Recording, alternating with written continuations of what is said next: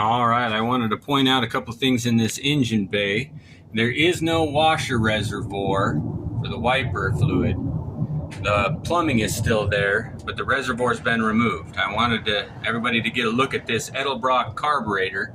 It's a 1407 series, which is a 750 CFM carburetor, and I believe it has the stock manifold on it, but it's a 2032 model, which is the manual choke, and I've put in an electric choke to control that.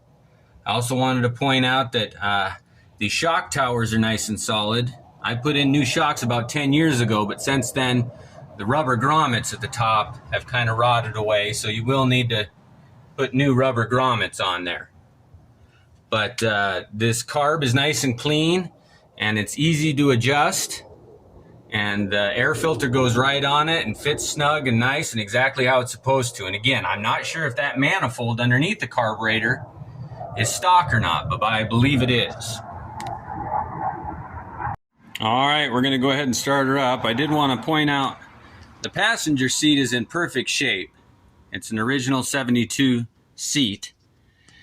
This driver's side, I did redo the stitching here myself, and I had to put 2 pieces of tape over some splits in the vinyl. But other than that, it's in perfect shape. So let's go ahead and get in and start her up. Now, when I start it, I give the gas pedal 1 pump and then turn the key. And it's important that you don't pump the gas before you start it when it's warm. Here we go. Now, I hadn't started it in 3 days, but that's what it sounds like on a cold start. And she idles so nice.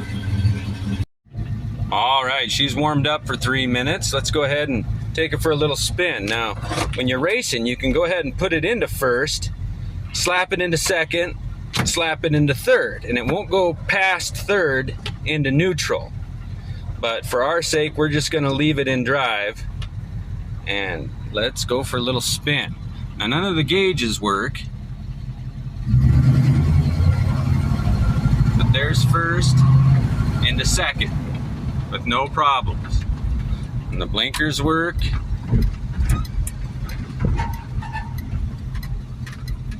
We're going to go ahead and take off a little bit here. First. Second, it chirped the wheels. Into third.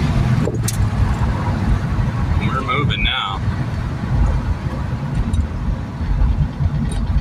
But she runs nice and strong. There's not a big cloud of smoke behind us. I'm sure there's a little bit of oil on the ground. This thing does drip oil from that rear main seal a little bit, but by now it probably isn't dripping much at all. It tends to back off after it warms up. The seal expands and it stops it from leaking. But we're going to go ahead and turn around here. So it's in reverse. It engages fine. Down into drive. Steers nice and easy and straight. Doesn't pull when it brakes. When you're idling in gear, it idles nice and smooth. When you idle in park, it idles nice and smooth. We're in drive, and here we go. Second. Third.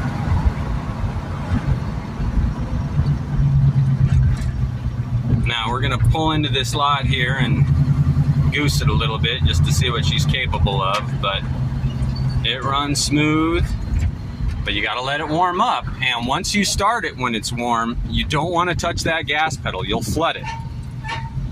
All right, we're at a stop.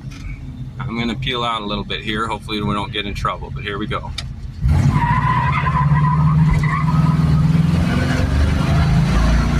Second. Brakes work good. I was able to slow us down. I bet you we got up to 30 miles an hour there pretty quick. All right. But that's how she runs. That was fun for me. Woo! All right. Hope you enjoyed.